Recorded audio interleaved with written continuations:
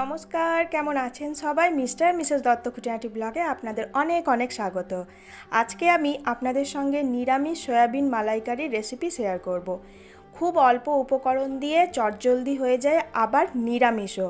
সবার খেতে খুব ভালো লাগবে। আমরা তো চিংড়ি মালাইকারি খেয়েই থাকি, কিন্তু সয়াবিন দিয়েও এত সুন্দর মালাইকারি হয় সেটা না দেখলে আপনারা বুঝতেই পারবেন না। তো আমি এখানে সয়াবিন আর নারকেল নিয়ে নিয়েছি। মালাইকারির জন্য তো নারকেল অবশ্যই লাগবে। নারকেলগুলোকে এইভাবে টুকরো টুকরো করে কেটে একটা মিক্সিং জারের মধ্যে ভালো করে পেস্ট বানিয়ে নেব। আপনারা চাইলে এটাকে কুড়িয়েও নিতে পারেন, তবে কুড়ানোর থেকে মিক্সিং জারে পেস্ট করে নিলে খুব তাড়াতাড়ি আর চটজলদি হয়ে যাবে। তো চলুন এটাকে একটা পেস্ট বানিয়ে নিই। সয়াবিনের মধ্যে অল্প পরিমাণ জল দিয়ে সয়াবিনটাকে ভিজতে দিয়ে দেব। আমি এখানে নর্মাল জল দিয়েই ভিজতে দিয়ে দিলাম। মোটামুটি 15 থেকে 20 মিনিটের জন্য সয়াবিনটাকে ভিজতে দিয়ে দিলেই সয়াবিনটা বেশ ভালোভাবে ভিজে যাবে। আর ততক্ষণে আমি নারকেলের পেস্ট রেডি করে নিয়েছি। নারকেলের পেস্ট থেকে আমি দুধও বার করে নিয়েছি, নারকেলের দুধ। আর এই যে বাকি অংশটা এখানে পড়ে রয়েছে, এইভাবে আমি নারকেলের দুধটাকে চা ছাঁকনি বা একটা পরিষ্কার ন্যাকড়া দিয়ে ভালো করে দুধটাকে ছেঁকে নিয়ে বার করে নিলেই কিন্তু নারকেলের দুধ রেডি হয়ে যাবে। কড়াইয়ের মধ্যে তেল দিয়ে দিয়েছি, সয়াবিনটা বেশ ভালোভাবে ভিজেও গিয়েছে, আপনারা দেখতেই পাচ্ছেন। এবার সয়াবিনটাকে ভালোভাবে ভেজে নিতে হবে। এর মধ্যে অল্প পরিমাণে নুন দিয়ে দিলাম। বেশ ভালোভাবে ভাজতে ভাজতেই সয়াবিনের ভেতরে নুন হলুদ ভালোভাবে ঢুকে যাবে, আর টেস্টও কিন্তু খুব সুন্দর লাগবে। নুন হলুদ দিয়ে এবার সয়াবিনটাকে লাল করে ভেজে নেব। এই সয়াবিন মালাইকারি রেসিপিটা খুব টেস্টি হয়, হাতে গোনা কয়েকটা উপকরণ দিয়ে, আর চটজলদি তাড়াতাড়ি হয়ে যায়। আপনারা অবশ্যই এই মালাইকারির রেসিপিটা একবার হলেও ট্রাই করে দেখতে পারেন। সয়াবিনটাকে বেশ ভালো করে লাল লাল করে ভেজে নিয়ে একটা জায়গার মধ্যে তুলে নিয়েছি। এবার একটা বাটি নিয়েছি। এই বাটির মধ্যে অল্প অল্প মশলা দিয়ে একটা পেস্ট মশলা রেডি করে নেব। দেখুন কি কি দিচ্ছি। প্রথমেই দিয়ে দিলাম স্বাদ মতো নুন, হাফ চামচ মতো হলুদের গুঁড়ো, 1 চামচ মতো লঙ্কার গুঁড়ো, আর হাফ চামচ মতো গরম মশলার গুঁড়ো, 2 চামচ মতো আদার পেস্ট। অল্প পরিমাণ জল দিয়ে এটাকে একটা পেস্ট মশলা রেডি করে নেব।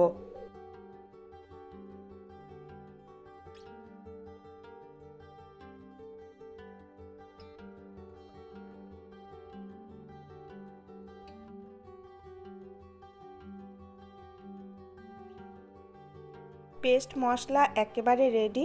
আর এখানে একটা বাটির মধ্যে হাফ কাপ মতো টক দই নিয়েছি। টক দইটাকে বেশ ভালো করে ফেটিয়েও নিয়েছি। কড়াইয়ের মধ্যে অল্প পরিমাণ তেল দিয়ে তেলের মধ্যে ফোড়নে দিয়ে দিলাম এলাচ আর দারচিনি আর একটা মতো তেজপাতা। ফোড়নটা ভাজা হয়ে গেছে, এবার ওই পেস্ট করে রাখা মশলাটাকে আমি দিয়ে দিলাম।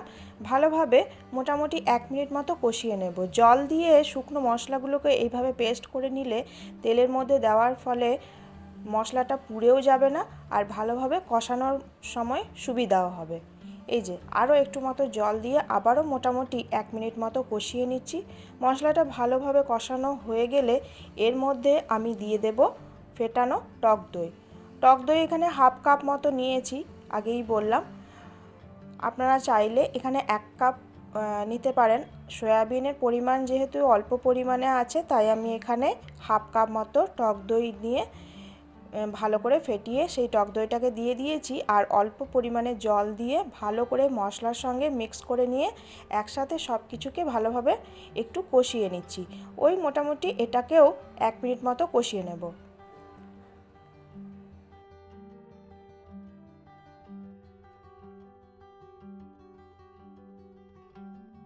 মশলাটা মোটামুটি বেশ ভালোভাবে কষানো হয়ে গেছে, দেখতেই পাচ্ছেন ওপর দিয়ে তেল বেরিয়ে এসেছে।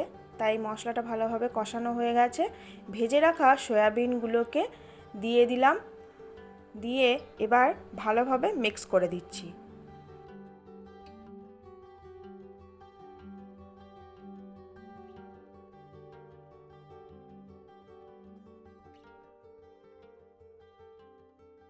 মশলার সঙ্গে সয়াবিন মোটামুটি 1 মিনিট মতো নাড়াচাড়া করে ভালোভাবে কষানো হয়ে গেছে। এবার আমি দিয়ে দিচ্ছি আসল উপকরণ, নারকেলের দুধ।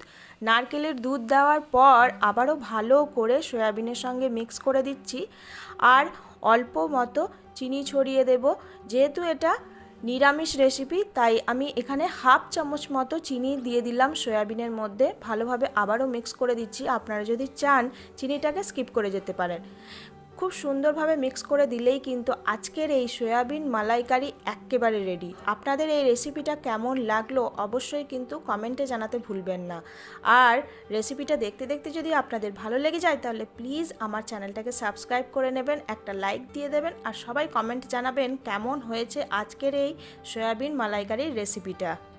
আগামী দিনে আমি আপনাদের সঙ্গে আরও নিত্য নতুন রেসিপি শেয়ার করার জন্য চলে আসব। ততক্ষণের জন্য সবাই খুব ভালো থাকবেন, সুস্থ থাকবেন, সাবধানে থাকবেন। আজকে আসি, টাটা।